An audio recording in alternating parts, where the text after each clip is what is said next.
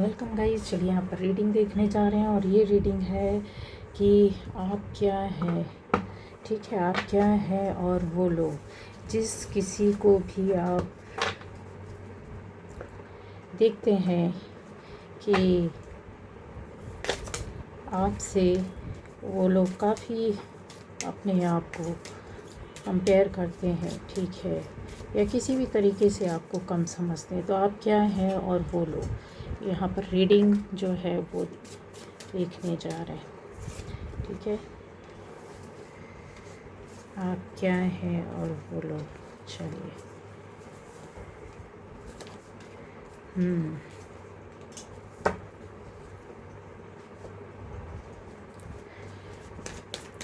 पहली बार जो इस चैनल पर आए, चैनल को सब्सक्राइब कीजिए, लाइक कीजिए, कमेंट कीजिए, शेयर कीजिए गाइस। आप क्या हैं और वो लोग मतलब जो भी आपको कमतर समझते हैं या फिर आपको किसी भी तरह से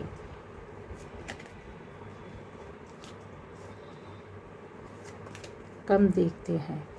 ठीक है, तो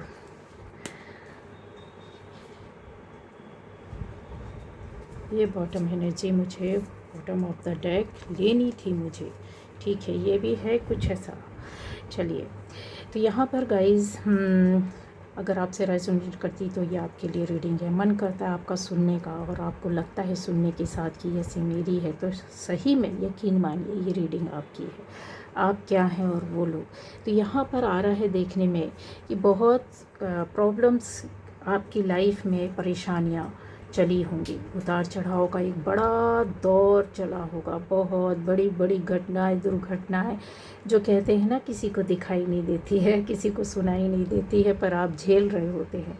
आप किसी को बता नहीं सकते, आप किसी से कह नहीं सकते, और अगर आप बोलेंगे भी और अगर आपने बताया भी और आपने बोला कहा भी है किसी से, तो बात ऐसी होती है कि दुनिया सबूत मांगती है। तो कुछ ऐसे ज़िंदगी का सफ़र, बहुत लोगों की लाइफ में ऐसे सफ़र में आ जाते हैं जहाँ कुछ दिखाई नहीं देता, कुछ सुनाई नहीं देता, किसी बात का सबूत नहीं होता, पर सब कुछ हो रहा होता। एक ऐसी जंग लड़ रहे होते हैं, एक ऐसी अदालत में आप खड़े होते हैं जहाँ पर आपको खुद अपना एडवोकेट, अपना वकील बनना पड़ता है और ख़ुद को ही कहीं जज बनाकर बैठाना पड़ता है। मजबूरन आपको चलना पड़ता है, अपना न्याय खुद करना पड़ता है, आपको अपना केस खुद लड़ना पड़ता है, अपनी वकालत खुद करनी पड़ती है, अपने एविडेंसेस खुद अपने आप में जुटाना शुरू कर देते हैं आप। बहुत सारी, शायद हो सकता है इस बीच में, इस दौरान में बहुत सारे आरोप लगते हैं, क्योंकि ये ऐसी कोर्ट होती है, ऐसा जजमेंट पाने की आप कोशिश करते हैं ऐसी कोर्ट में जहाँ दुनिया की कोर्ट जो होती है वो फिज़िकली आपको कोई भी जज ऐसा न्याय ना दे सके, ऐसा न्याय पाने की आप इच्छा रखते हैं, क्योंकि बहुत सारे सबूत होते हैं पर आप दिखा नहीं सकते। बहुत सारी ऐसी आपके ऊपर आरोप होते हैं, प्रत्यारोप होते हैं, आपको परेशान किया जाता है, आपको हराने की कोशिश की जाती है, क्योंकि सामने वाला जानता है कि आप अच्छे फाइटर हैं। आप इन आज नहीं तो कल आपके साथ न्याय होगा ज़रूर, ये लोगों को पता होता है, और इस डर की वजह से शायद आपको और ज़्यादा गिराते हैं, और ज़्यादा घेरते हैं, और ज़्यादा परेशान करते हैं। तो यहाँ पर आपके साथ ये सारा हुआ है। ऐसे शब्द, ऐसे बयां, ऐसे इल्ज़ाम, ऐसे काम जहां आप कभी सोच भी नहीं सकते, आप वो काम कर भी नहीं सकते, पर आपके साथ चलते रहते हैं। यही जर्नी है जब आप ऐसे हैं कि जब आपने, कहते हैं ना, खुद के अंदर अपने ऊपर काम करना, आप अपने अंदर से एक ऐसी अदालत के अंदर खड़े होते हैं, कटघरे में खड़े होते हैं जहाँ पर सिर्फ़ और सिर्फ आपकी खिलाफत की बात होती है, आपके साथ कोई नहीं होता है। आप न्याय की मांग करें भी तो किससे करें। तो आप खुद खड़ा होना सीख जाते हैं कि जितना भी होगा, जैसा भी होगा, अपने खुद को न्याय दिलाने की कोशिश करेंगे। और आपने यहाँ वो मानसिक द्वंद्व, वो मानसिक कष्ट, परेशानियाँ यहाँ पर बहुत ज़्यादा दिखती है।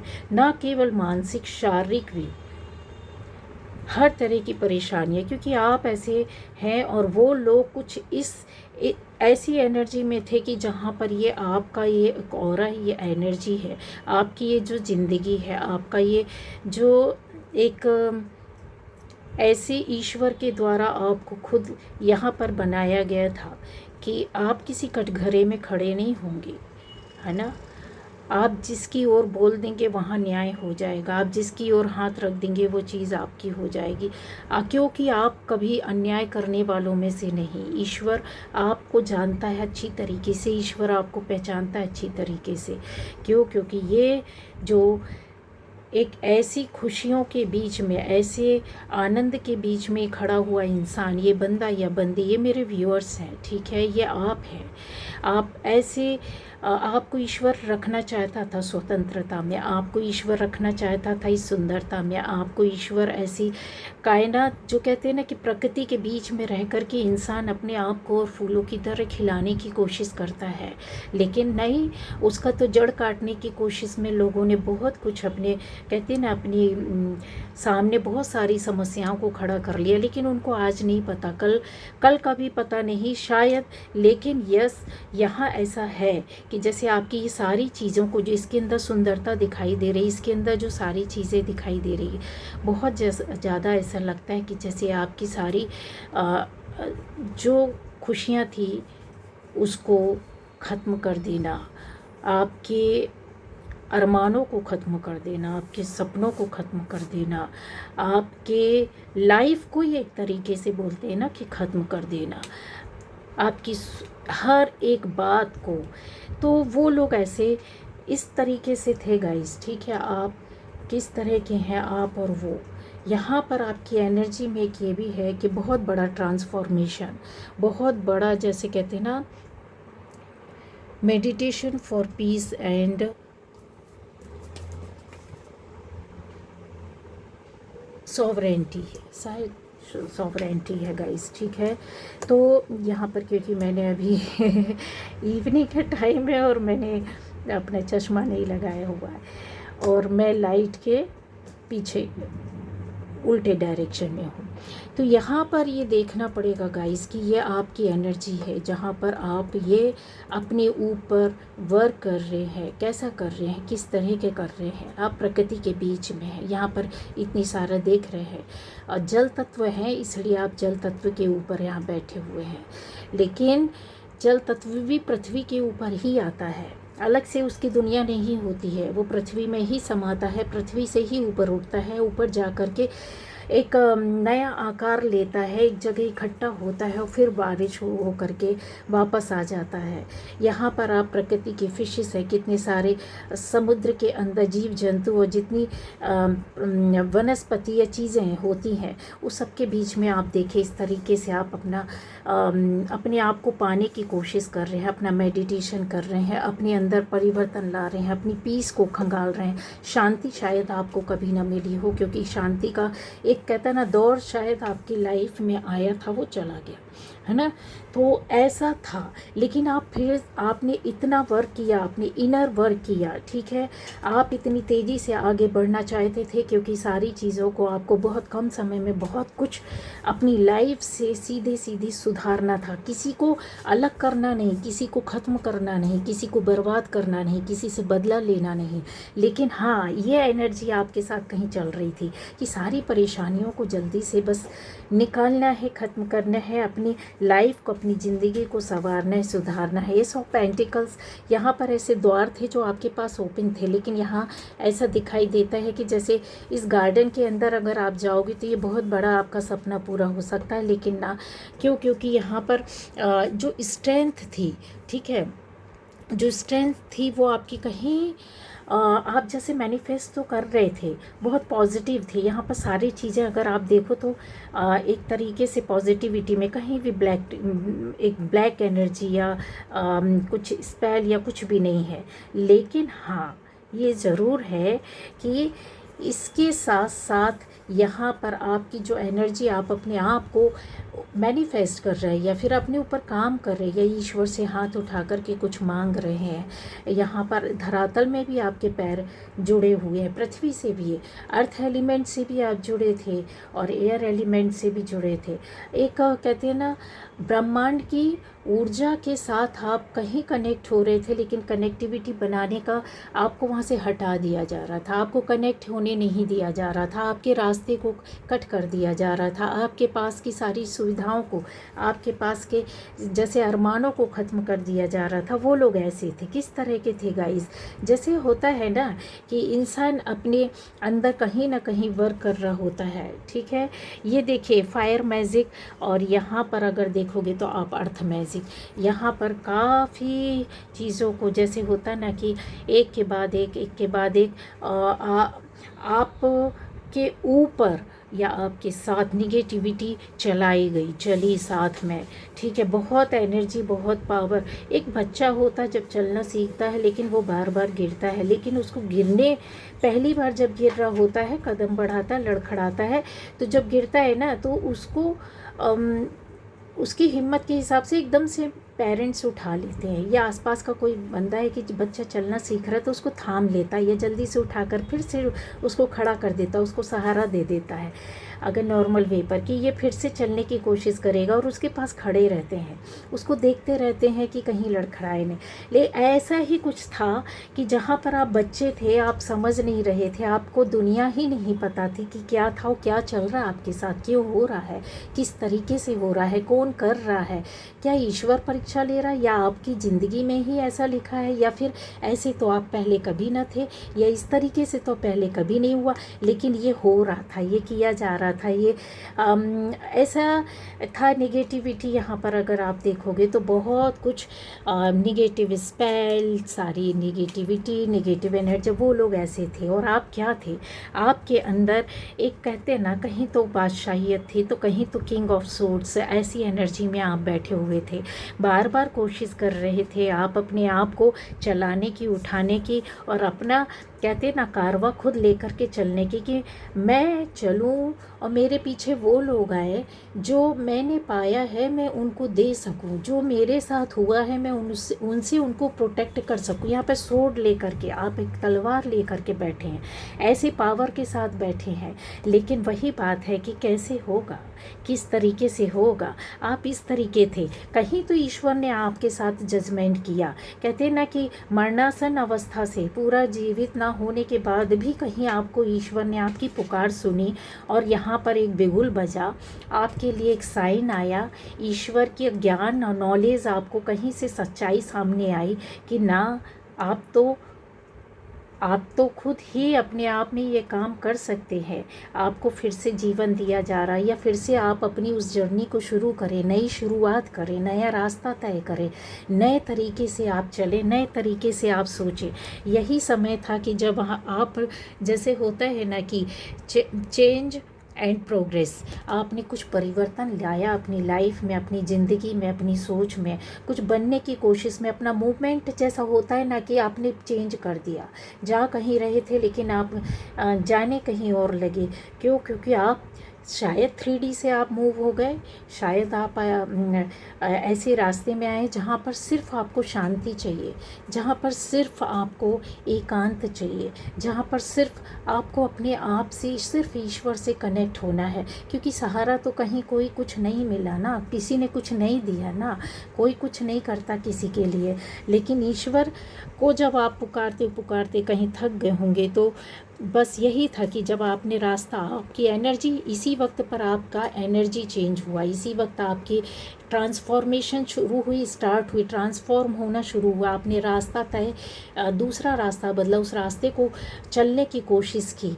आपके पास साधन नहीं थे। देख रहे हैं ये एक वुडन, एक क्या कहते हैं, लकड़ियों से बना हुआ एक सिर्फ उसको सहारा बना करके ये अपने आप को एक जगह से दूसरी जगह पानी से पार ले जा रहे हैं। ऐसा ही कुछ आपने अपने आप में, कहते हैं ना, अकेला अपना रास्ता तय करना। ये डूब भी सकते हैं, कहीं पलट भी सकते हैं, क्योंकि आपको तैरना तो नहीं आता था, लेकिन आपने तय कर लिया था कि बस अब चलना है, इस मझधार से बाहर निकलना है। क्योंकि इस रास्ते में, क्योंकि डूबना तो तय है, डूब तो चुके ही है, या डूबे थे आप, तो आपको ऊपर उबरना है, आपको आना है।